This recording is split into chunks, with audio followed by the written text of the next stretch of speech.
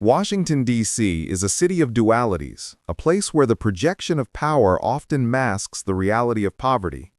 To the outside world, it is the seat of the free world, a city defined by its monuments, cold, white marble rising against the sky, testaments to history, permanence, and the ideals of democracy. Every year, millions of tourists flock here to stand in the shadow of Lincoln, to look up at the Capitol Dome, and to feel the weight of decisions that shape the globe.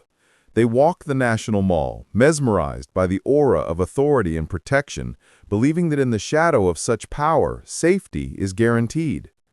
But there was another D.C., a city hidden in the blind spots of that grandeur. If you take the Metro, the city's subway system, and ride it just a few stops away from the power brokers, the lobbyists, and the marble facades, the landscape shifts violently. The manicured lawns give way to cracked pavement. The marble gives way to brick and concrete. You enter a city of struggle, a city where safety is a luxury and visibility is rare. It was here, in the freezing winter of 2014, that a face began to appear, haunting the periphery of the public consciousness. It started slowly, a Xeroxed flyer stapled to a telephone pole, flapping in the biting February wind.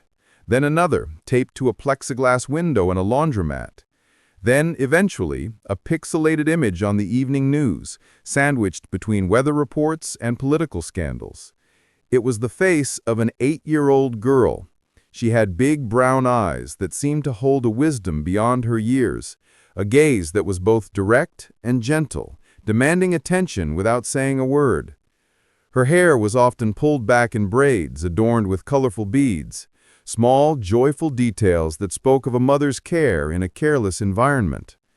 She looked like any second grader you'd see waiting for the bus, clutching a pink backpack, perhaps humming a song from a cartoon, oblivious to the cracks opening up beneath her feet. Her name was Relisha Rudd. The question printed in bold black letters above her face was simple, yet devastating. Have you seen me? But the terrifying reality of Relisha Rudd's story isn't just that she vanished. Children go missing every day in this country, a tragedy that is often relegated to a ticker at the bottom of a screen. Relisha's story is different because of how she vanished. She didn't disappear from a dark alley while walking home alone. She didn't vanish from a playground while her parents' backs were turned for a split second. Relisha Rudd disappeared from the care of the people who were paid to protect her. She vanished from inside the fortress of the social safety net. She was taken from a homeless shelter run by the city government, a facility ostensibly designed to be a sanctuary for the vulnerable. She was walked out the front door not by a stranger lurking in the bushes, but by a man the system had vetted, hired, and given a uniform.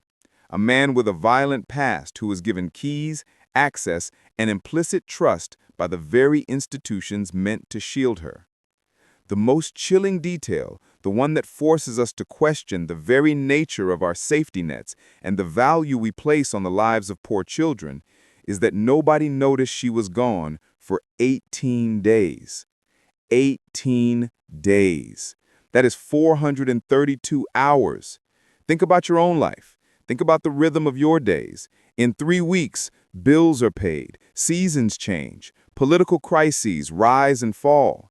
In that time, an 8-year-old girl simply dissolved into the ether, and the world kept spinning without a hitch.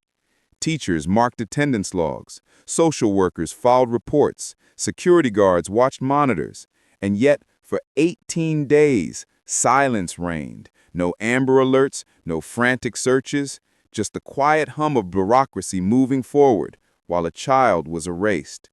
How does an 8-year-old girl simply cease to exist in the eyes of the state? How does a child slip through cracks so profound that they look less like cracks and more like canyons? To understand this, we must autopsy the system that let her go. We must walk the cold, sterile hallways of the D.C. General Family Shelter to understand the despair that lived there. We must track the calculated, predatory movements of a janitor named Khalil Tatum, and we must ask the question that has haunted this city and this family for over a decade. Where is Relisha Rudd? The Warehouse of Broken Dreams. To understand why Relisha Rudd is gone, you have to understand where she lived. You have to understand the environment that shaped her final days and the desperate choices her family was forced to make. You have to understand D.C. General. In 2014, if you were a family in Washington, D.C., and you lost your home due to eviction, job loss, medical bankruptcy, or tragedy, there was really only one place of last resort: the D.C. General Family Shelter. It was the end point of the slide into poverty, the place you went when all other doors had locked. The name sounds clinical, official, perhaps even helpful, but the reality was something out of a dystopian novel. D.C. General wasn't built to be a home. It was a massive, hulking brick complex that had previously served as the city's public hospital for over a century. It was a place of trauma and triage, where the city's indigent had gone to die or be healed. It closed as a hospital in 2001, shuttered due to financial mismanagement and dilapidation. But years later, as the homelessness crisis exploded and gentrification pushed families out of affordable neighborhoods, the city, desperate for space, reopened the cadaver of the hospital to house families. Imagine living in a hospital room that hasn't been a hospital for a decade. Imagine trying to raise a child in a place designed for temporary medical care, not childhood development. The architecture itself was hostile to family life. It was scary, one former resident recalled, of the conditions. You knew you were somewhere you weren't supposed to be. You'd walk down the halls and see the old signs still up, peeling off the walls like dead skin. X-ray department, morgue, infectious disease control. The rooms still had the oxygen hookups on the walls, just sticking out, painted over with cheap beige paint, but still reminding you where you were. It didn't feel like a home. It felt like a holding cell. It was loud, an industrial kind of loud. You could hear everything through the thin partitions. Arguments, crying babies, TVs blaring at 3 a.m. And the heat. In the winter, the radiators would clank and hiss, making it boiling hot, or they wouldn't work at all, leaving you freezing. And the mice. You'd see them scurrying in the cafeteria, little shadows moving under the tables while your kids were trying to eat breakfast. This was Relisha's world. Room 256. A small, converted patient room she shared with her mother, Shamika Young, her stepfather, Antonio Wheeler, and her 3 younger brothers. It was a tight, suffocating space. No kitchen to cook a family meal. No living room to relax in. Just beds and the lingering smell of institutional disinfectant mixed with the scent of hundreds of people living in close quarters. Almost 600 children lived in this building at its peak. 600 kids running through hallways that smelled of industrial cleaner and stale food. 600 kids sharing communal bathrooms down the hall where privacy was non-existent and hygiene was a constant battle. The stress in the air was palpable. Psychologists call it toxic stress, a constant state of fight or flight that damages developing brains. It was a place of survival, not living. Parents were stressed to the breaking point, often navigating the labyrinthine bureaucracy of housing vouchers, job applications, and social worker appointments. Security guards in uniforms roamed the halls like prison wardens, enforcing strict curfews and rules that stripped residents of their autonomy. Metal detectors greeted you at the entrance, beeping at every backpack and stroller, reminding every child that they were viewed as a potential threat. It was a place designed to keep people in, or perhaps to keep the problem of homelessness out of sight of the affluent city surrounding it. But amidst the chaos, the noise, and the despair, there were bright spots. Relisha was known as a bright spot. Teachers at Fairby Hope Elementary School remember her vividly. She wasn't just another student, she was a presence. She was the kind of student who wanted to help, who sought approval and connection. She would organize the crayons without being asked. She would comfort other children who were crying. She loved the color pink. It was her signature, a defiant splash of brightness in a gray world. She loved Hello Kitty. She was, by all accounts, a girly girl who loved to dress up, perhaps as a way to transcend the drab uniforms and gray walls of her reality. At the shelter, she found refuge in the Playtime Project, a volunteer group that created a safe space for kids to just be kids. For a few hours a week, in a room filled with costumes, toys, and volunteers who looked her in the eye and smiled, Relisha could forget about the oxygen valves on the wall. She could forget about the mice. She could just play. But predators are observant. They know where the prey is. They know where the vulnerabilities are. And in DC General, the vulnerability was everywhere. It was in the exhausted mothers, the absent fathers, the chaotic systems. It was in the very air. Enter Khalil Tatum, the wolf in janitor's clothing. Khalil Malik Tatum was 51 years old, a man who moved through the shelter with an ease that belied his true nature. To the residents of DC General, he wasn't a threat. He was Mr. Tatum, the friendly janitor with the keys to every door and a smile for everyone. He was charming in a quiet, unassuming way. He was helpful. He always had a smile for the kids, a joke for the stressed-out mothers.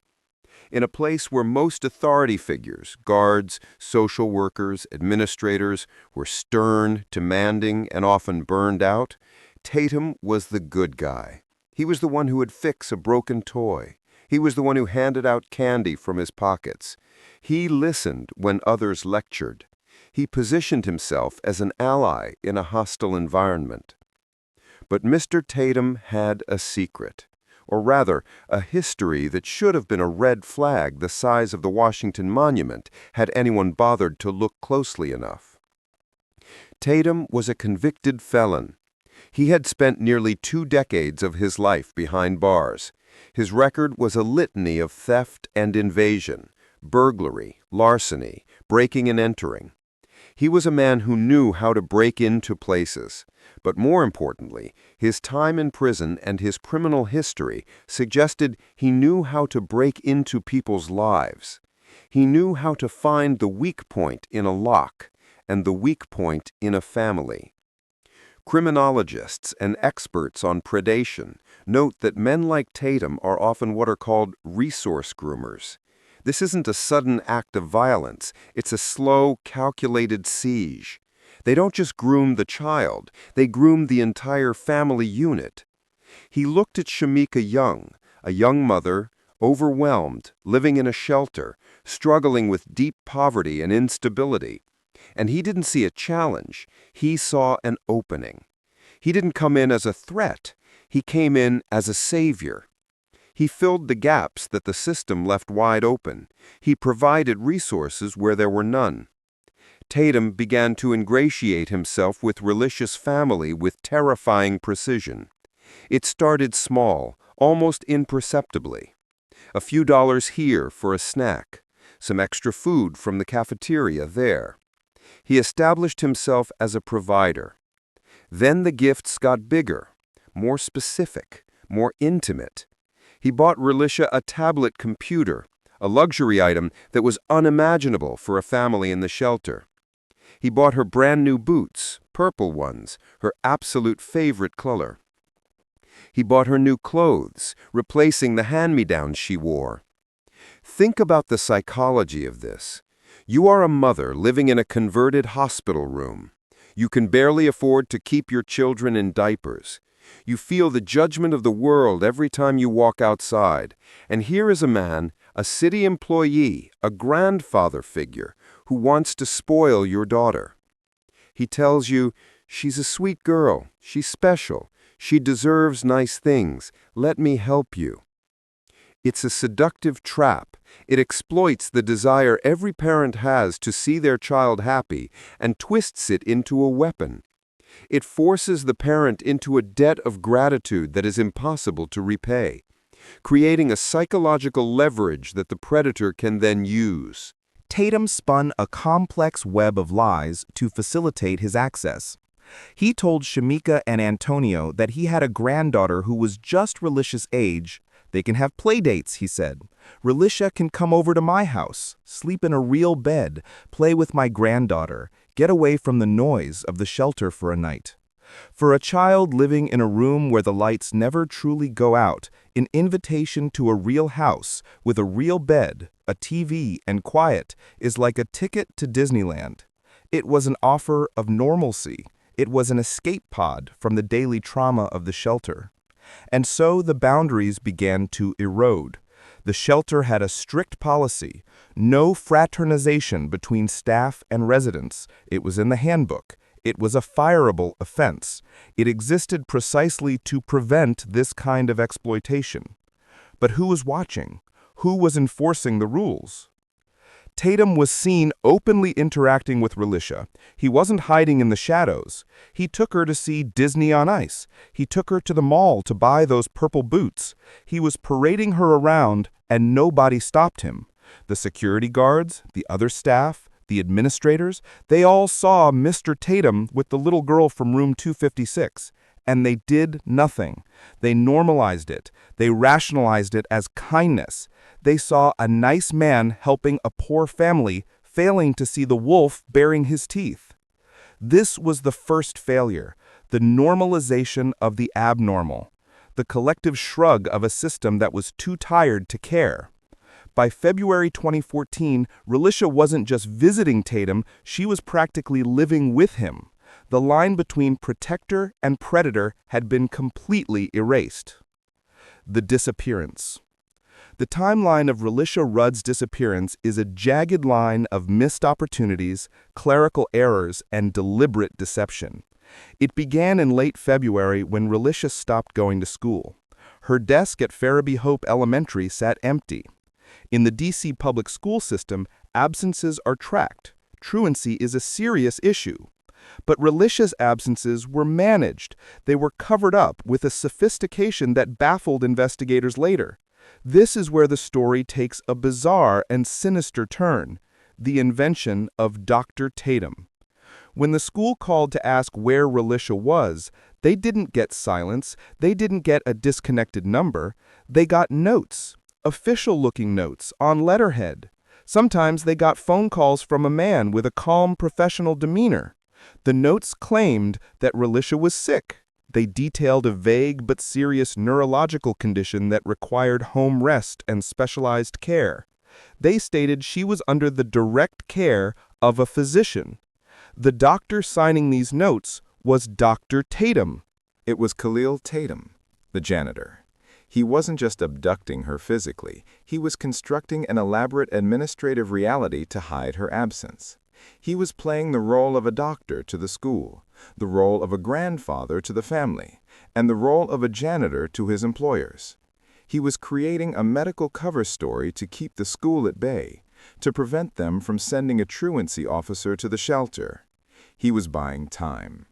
Every day those notes were accepted was another day he had Relisha to himself. The last confirmed sighting of Relisha Rudd alive was on March 1, 2014. We know this not from witness testimony, but from the unblinking eye of surveillance cameras. But not at the shelter, at a motel. The footage, recovered later by police, is grainy, but clear enough to break your heart. It shows a Days Inn motel on Newark Avenue, a busy thoroughfare in D.C., renowned for its budget lodging and transient clientele. In the video, we see Khalil Tatum walking down a hallway. He walks with a purpose, and trailing just a few steps behind him is Relisha. She is wearing those pink boots. She is wearing a purple coat. She doesn't look distressed. She isn't crying. She isn't being dragged or held down. She is walking with him, following him, trusting him. It is the walk of a child who believes she is with someone who loves her. They enter a room. The door closes. That is the last time the world ever saw Relisha Rudd. March 1st passed, but the police weren't called on March 2nd, or March 3rd, or March 10th. The days turned into weeks. Snow fell and melted. The city moved on. Relisha Rudd would not be reported missing until March 19th. 18 days of silence. Where was her mother? Where was the school? Where was the shelter staff who did room checks? Shamika Young, Relisha's mother, has been a figure of intense controversy and public scrutiny in this case.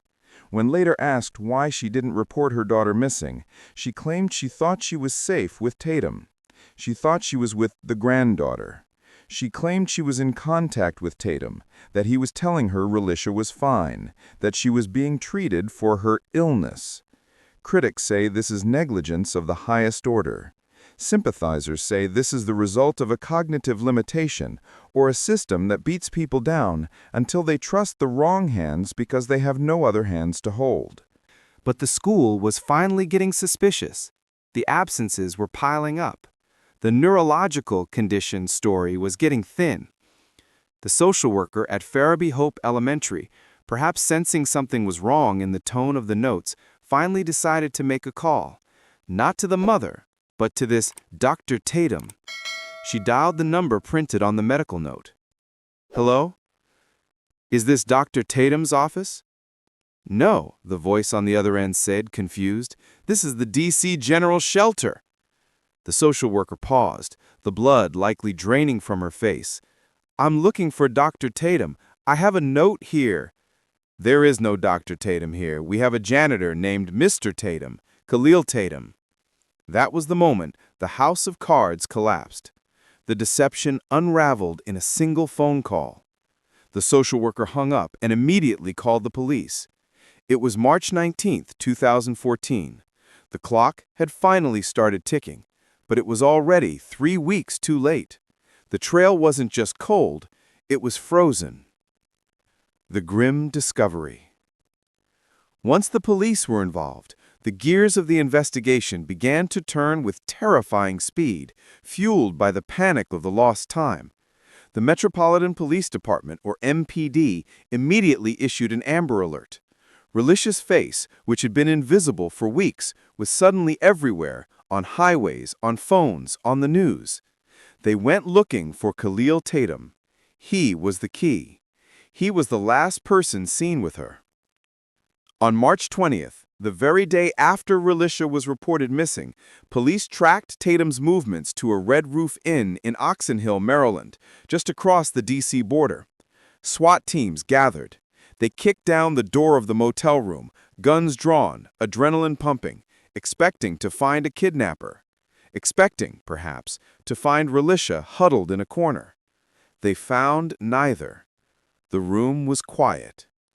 Instead, they found the body of a woman. She was lying on the bed. She had been shot in the head. It was Andrea Tatum, Khalil's wife. This changed everything. This wasn't just a missing persons case or a kidnapping anymore. This was a murder investigation. The stakes had escalated from abduction to homicide. Investigators pieced together a working theory. Andrea Tatum may have been the collateral damage of her husband's obsession. She may have found out what he was doing. She may have found out about Relisha, about the playdates that weren't playdates. Maybe she threatened to call the police. Maybe she just asked the wrong question, and when she confronted him, he silenced her to protect his secret. But where was Khalil?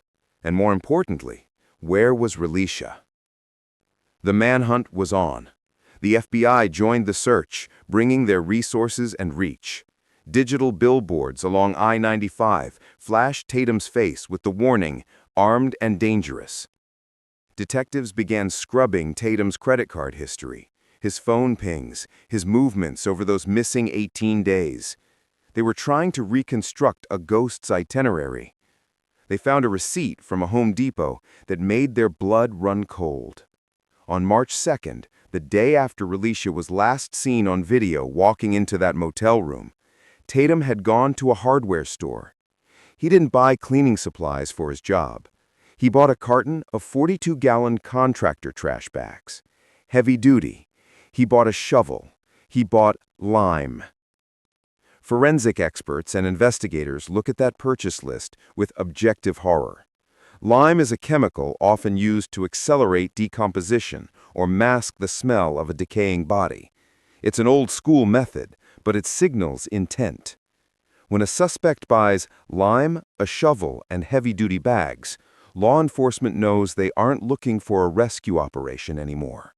They are looking for a recovery. They are looking for a burial site.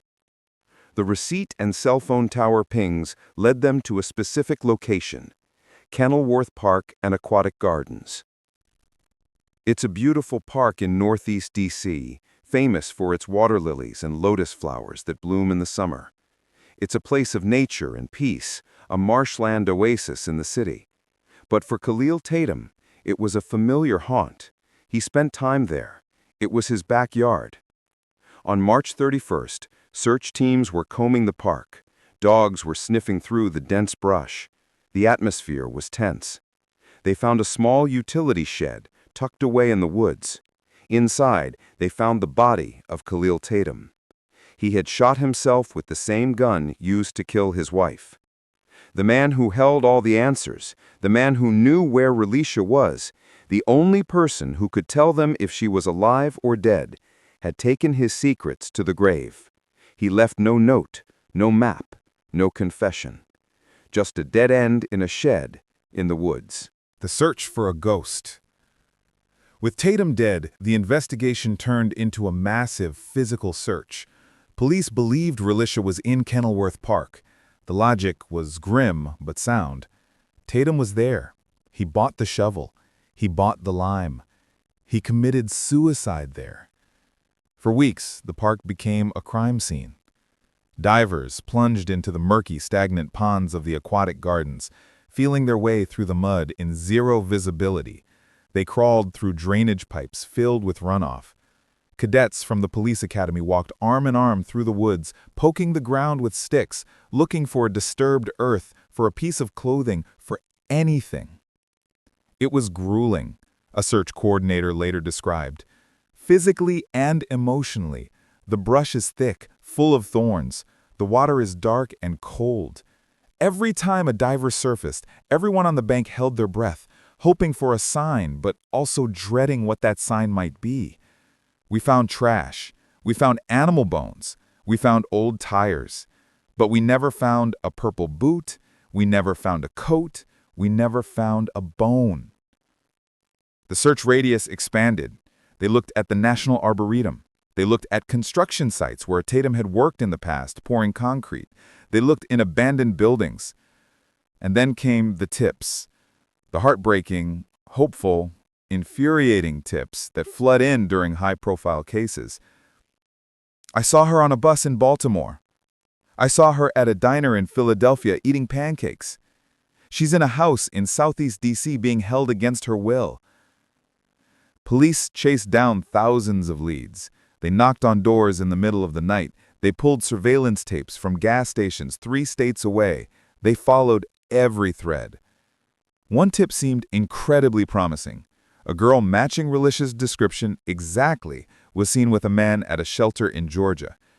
Agents flew down immediately. They found the girl. She looked like Relisha, but it wasn't her. It never was. Every lead ended in disappointment. While the police searched the woods and the waterways, the community searched their souls. Vigils were held, people marched with candles, singing hymns, demanding answers. But beneath the sadness, there was anger, a simmering, righteous rage directed at the city officials. How did a janitor with a violent felony record get hired to work around vulnerable children? Why did the background check fail, or was it ignored? Why did the shelter staff ignore the fraternization that was happening right in front of them? Why did the school accept fake doctor notes for a month without verifying them? An investigative report commissioned by the city later revealed a cascade of failures. It was a damning document. It found that Tatum's background check had been botched. The contractor who hired him missed the severity of his record or failed to apply the proper scrutiny. It found that shelter staff were overworked, underpaid, and desensitized to the chaos, turning a blind eye to policy violations because they had bigger fires to fight. It found that the school system and the social workers were operating in silos, not sharing information. The school didn't know about the shelter issues. The shelter didn't know about the school absences. The report concluded that Relisha's disappearance was preventable. That word hangs in the air, like smoke. Preventable. This wasn't an act of God. This was a failure of men. The family and the aftermath. For Shamika Young, the years since 2014 have been a blur of grief, confusion, and accusation. She has been vilified in the press and on social media. She became the face of bad parenting to many observers. People asked, "How could you let your daughter go with him? How could you not know?" In interviews, she remains defiant, yet broken. She insists she wanted a better life for Relisha, even if just for a night. She insists she was manipulated by a master manipulator who preyed on her poverty and her trust. She refuses to speak of Relisha in the past tense. "I didn't sell my daughter," Shamika said in one interview. "I didn't give her away. I trusted a man who everyone said was good. I trusted the shelter. They hired him. I wait for her every day. I leave the light on. I know she's out there. I feel it." Antonio Wheeler, Relisha's stepfather, struggles with the ghosts of the past in a different way. He remembers the quiet moments. He remembers Relisha waking him up in the mornings, ready for school before anyone else, her uniform pressed. He remembers her laying out her clothes the night before. "I feel like I failed her," he said. "I wasn't there when she needed me. I keep thinking, is she calling for me? Is she wondering why Daddy hasn't come to get her?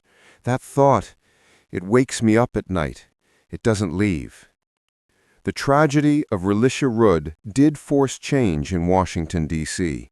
It shamed the city into action. In 2018, Mayor Muriel Bowser finally closed D.C. General. The massive, crumbling hospital was shuttered for good. The city moved toward a model of smaller, neighborhood-based shelters, designed to be safer, cleaner, and more dignified. Places that look like homes, not prisons. Laws were passed to tighten background checks for anyone working with homeless youth. Communication protocols between schools, shelters, and social services were overhauled to ensure data is shared in real time. They call these protocols Relisha's laws. But laws cannot bring back a child. Policy papers cannot undo the damage of 18 days of silence. It has been over a decade since Relisha Rudd walked into that motel room on New York Avenue. Technically, this is still a missing persons case. There is no body. There is no death certificate. The file remains open on a detective's desk. Some hold on to hope.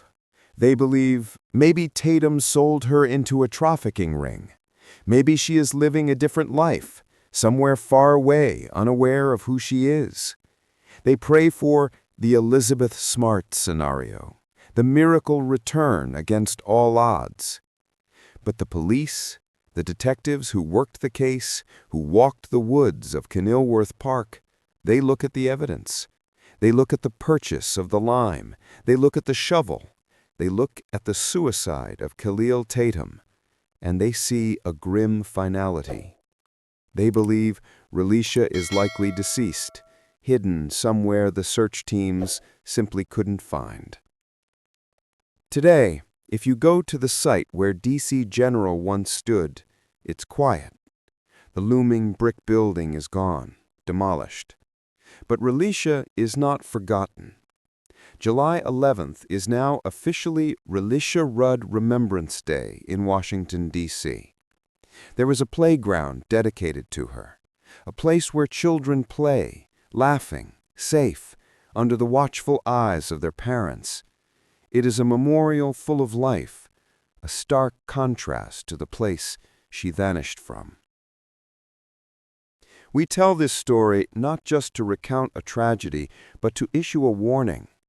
Relisha Rudd was failed by every safety net designed to catch her. She fell through the cracks because the cracks were wide enough for a child to fit through. She was failed by the hiring process, the shelter management, the school reporting system, and a society that often looks away from the poor. She was the girl in the purple boots, the girl who loved Hello Kitty, the girl who wanted to be a doctor. She is DC's daughter, and until she is found, the city will never be whole.